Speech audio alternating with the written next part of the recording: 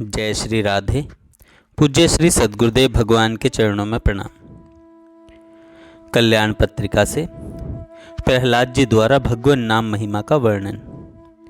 जब द्वापर समाप्त हो गया और भयानक कलयुग आ गया, तब सधर्म क्षीण होने लगा, अधर्म प्रबल हो गया, वैदिक धर्म एवं वर्णाश्रम व्यवस्था का लोप होने लगा।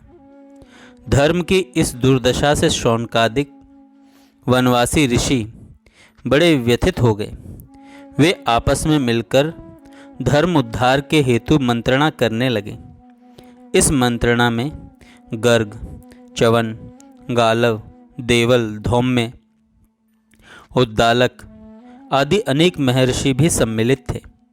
उन्होंने अपनी सभा में यही निश्चय किया कि धर्म की अधोगति से त्रस्त इस युग में भगवान विष्णु ही हमारे एकमात्र आश्रय हैं। अब हम लोग उन्हीं की खोज करें। महर्षि उद्दालक ने सभी ऋषियों के समक्ष यह प्रस्ताव रखा कि हम लोग शीघ्र ही ब्रह्मा जी के पास चलें और उनसे पूछें कि कलयुग में भगवान विष्णु की स्थिति कहाँ है। उनकी बात का अन्य ऋषियों ने सहर्ष समर्थन किया और सब ब्रह्मा जी के पास पहुँचे तथा वहाँ उनका बहुविध स्तवन किया। मुनियों के स्तवन करने के पश्चात ब्रह्मा जी ने उनकी कुशल पूछी। ऋषियों ने कहा, हम आपकी कृपा से सकुशल हैं। हमारे यहाँ आने का एकमात्र कारण यह है कि हम घोर कलयुग से त्रस्त हो रहे हैं। कृपया आप हमें यह बतलाइए कि इस समय पृथ्वी पर भगवान विष्णु कहाँ हैं, जिनका दर्शन प्राप्त कर हम बंधन रहित हो परम मुक्ति को प्राप्त कर सकें। ब्रह्मा जी बोले, तुम पाताल लोक में जाओ और वहां दैत्यराज भक्त प्रहलाद जी से पूछो। उन्हें कलयुग में भगवान के रहने के स्थान का पता है। ब्रह्मा जी की बात सुनकर तपस्वियों ने उन्हें प्रणाम किया और वे प्रहलाद जी के पास पाताल लोक में गए।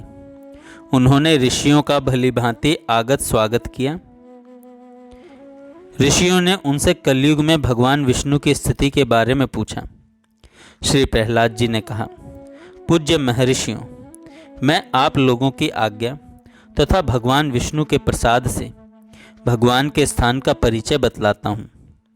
पश्चिम समुद्र के तट पर जो कुश स्थलपुरी है, जिसका निर्माण पहले राजा कुश के द्वारा हुआ था, जहाँ गोमती नदी बहती है और समुद्र से मिली है, वहीं द्वारावतीपुरी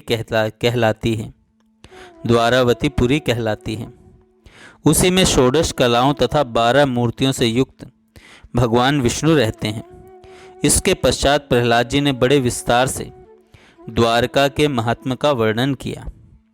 अंत में उन्होंने कहा, महाभाग, स्कंद पुराण में आता है कि महाभाग, कलिकाल के समान दूसरा कोई युग नहीं है। इसमें भगवान के स्मरण कीर्तन से मनुष्य परम पद को प्राप्त कर लेता है। जो कलयुग में नित्य प्रति कृष्ण कृष्ण कृष्ण का उच्चारण करेगा, उसे प्रतिदिन 10,000 यज्ञों और करोड़ों तीर्थों का पुण्य प्राप्त होगा। जो मनुष्य नित्य कृष्ण कृष्ण कृष्ण का जप करता है, कलयुग में श्री कृष्ण के ऊपर उसका प्रेम निरंतर बढ़ता है।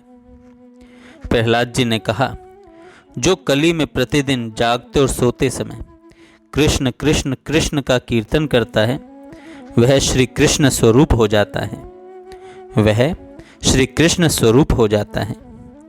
जय श्री राधे। जय श्री राधे।